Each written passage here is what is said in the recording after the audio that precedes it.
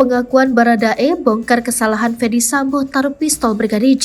Jaksa sebut Yosua kidal. Terdakwa Richard Eliezer Pudihang Lumiu atau Baradae akhirnya mengungkap kesalahan Ferdy Sambo yang entah disengaja atau tidak.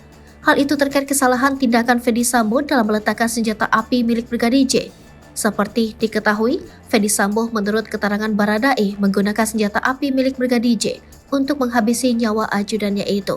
Namun saat mengembalikan senjata api itu, Ferdy Sambo meletakkannya di sisi kiri paha Brigadir J.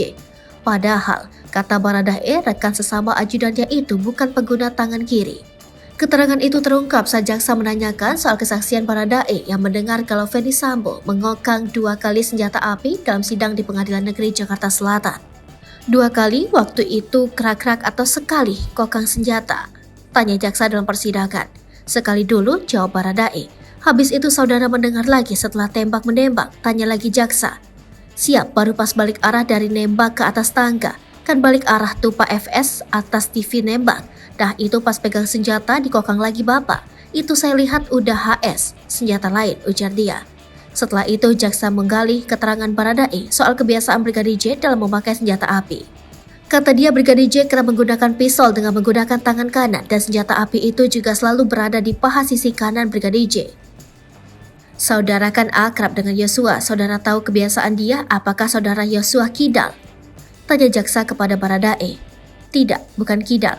Kanan biasa pakai tangan kanan, jawab Baradae. Pada waktu saudara melihat posisi Pak FS yang menembakkan ke arah TV itu di sebelah mananya korban, tanya lagi jaksa. Maksudnya bagaimana Pak? Timpal Baradae. Ini kan korban tertelungkup pada waktu dipegangkan. Pistol menggunakan tangan Brigadir J, kata jaksa menegaskan. Tangan kiri bapak, ucap Baradae.